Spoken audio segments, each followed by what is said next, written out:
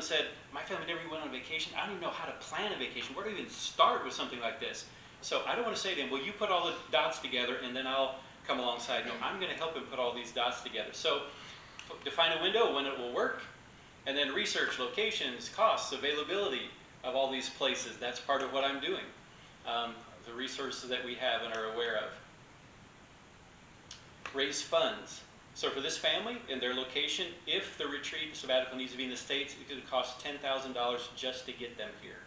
They're under supported. I didn't add that in all their stresses. They are not at 100%. So I'm not going to ask them to come up with $10,000 on their own. They need a sabbatical. I'm committed to getting them here. Or if there's a place near their location where they can go on sabbatical for a number of months. Side note, if you're interested in helping with that, we have a fund set up just for that, where 100% of donations to that go to this kind of thing.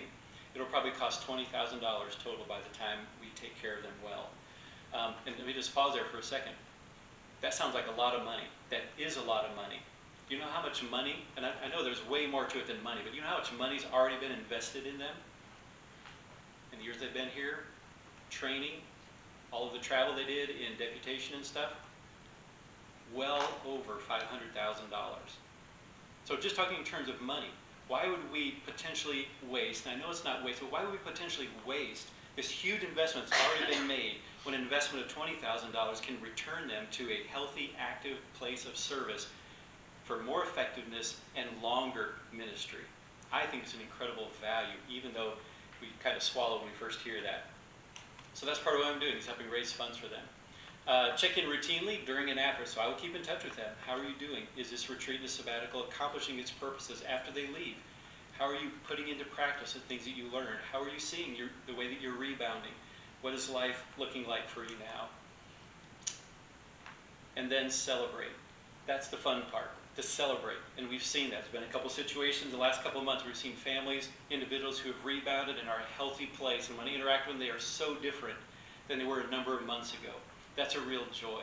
But that kind of typifies a lot of what I do. I'm involved in talking to them, kind of become the triage and say, okay, this is where you're at, here's who you need to contact, this is where you need to go, this is what needs to happen. I can't do that personally for everybody, be the counselor, be the debriefer for everybody, but I can connect them, and I can help raise funds and things to provide for them. So that's just an illustration. There are nuances to that that make it, to me, very significant that they need this kind of thing. In addition to that, building a team and contacting people saying, would you be a part of the care team? You have skills, you have abilities that would help us tremendously in care for these 500 folks that the Lord has blessed us with at BMW. Let's see, is that the last one? Yeah. So that's an overview of what Teresa and I are doing, things that we have developed. A lot of that since the last time that we were here. It's much more crystallized in our own minds. And it's a joy to be able to do this. Our theme verse is Galatians 6:2, which says, bear one another's burdens.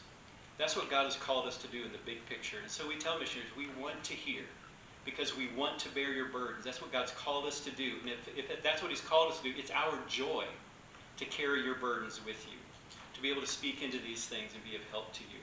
So that's what we're practicing, and we're blessed to be able to do that and minister to our MKs and missionaries to help them continue to fight the good fight, to serve where God's called them, and to be as effective as they can be for as long as they can be.